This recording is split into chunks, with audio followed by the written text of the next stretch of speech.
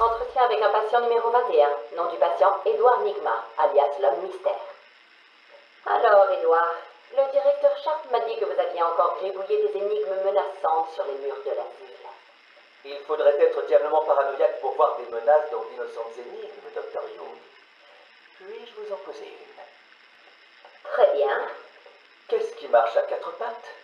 Puis deux. Et enfin trois. Un homme.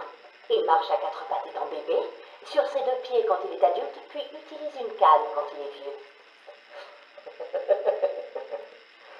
Bien tenté. Mais la bonne réponse est un bébé. C'est vrai qu'il marche à quatre pattes, mais coupez ses jambes et il ne peut se tortiller que sur deux membres. Donnez-lui une béquille et il peut boitiller sur trois, vous voyez? Ah, comment pouvez-vous plaisanter sur ce sujet? Facilement, docteur. Ce n'est pas mon bébé. Entretien enregistré numéro 39. Nom du patient, Edouard Nigma. À ce stade, je n'ai pas encore décidé si M. Nigma était un candidat adéquat pour le processus Titan. J'aimerais parler de votre enfance. Misérable. Ensuite? Tout porte à croire que c'est là qu'a commencé votre fascination pour les énigmes. Je pense que parler de ces années pourrait expliquer votre comportement compulsif. Très bien. Mon père me détestait. Il me traitait toujours de crétin. Je vois. J'étais déterminé à lui prouver qu'il avait tort, alors j'ai participé à un concours à l'école. Un prix de 20 dollars pour l'enfant qui résoudrait un problème de logique quasiment insoluble. Bien sûr, j'ai gagné. Ça a fait plaisir à votre père? À peine. Il était convaincu que j'avais triché. Il criait sans cesse: Tu as dû tricher, admets-le, crétin, tu as triché! J'ai juré que non.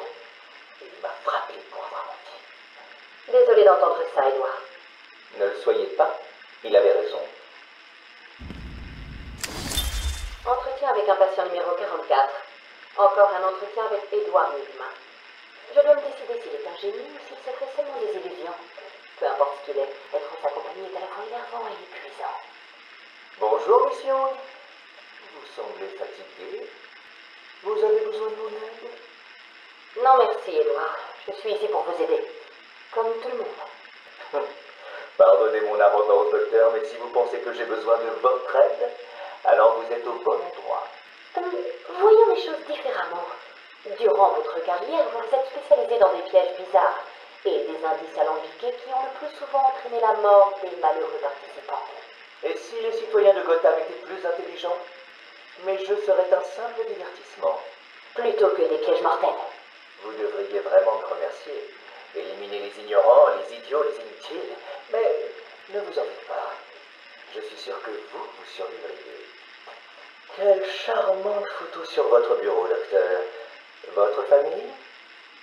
Votre mère, peut-être? Posez ça. Sortez. Sortez. Garde. Parlons de votre obsession pour Batman.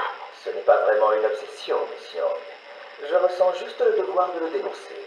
Vous savez qui il est? Plus important, je sais ce qu'il est. Que voulez-vous dire? C'est évident. Le masque, les armes, la terreur. C'est un criminel. Pas différent du Joker, double face, ou moi-même. La plupart des gens le voient comme un héros. La plupart des gens sont idiots. Ils ne voient pas le méchant Batman. Dites-moi, comment a-t-il eu sa voiture? Et ses armes? Je ne... Avec l'argent volé par les criminels qu'il bat. Pourquoi Gordon ferme-t-il les yeux sur ces bouffonneries? Batman le soudoie. Les réponses sont devant vos yeux stupides et ahuris. Edouard, s'il vous plaît, calmez-vous. Avec toi, Gotham. Aucun homme sain et respectueux de la loi ne fait ces choses-là. Personne n'est si altruiste.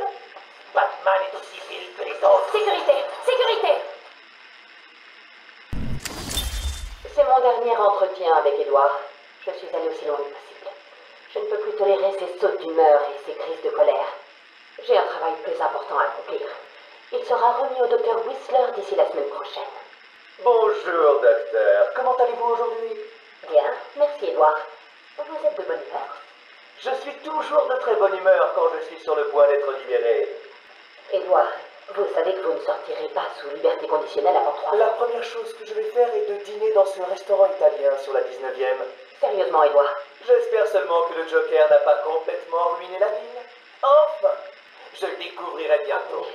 Vous avez été en contact avec le Joker? Il s'est évadé d'Arkham il y a des semaines. Et pourtant, on entend des choses. Quelle chose? Qu'avez-vous entendu? Oh, une histoire de surprise party pour Batman. J'ai oublié le reste. Vous connaissez le Joker? Blablabla, blablabla. Edward, si vous savez quelque chose, il faut me le dire. Des vies sont en jeu. Qu'a-t-il, Joker? Vous oubliez, docteur, que c'est moi qui pose les devinettes.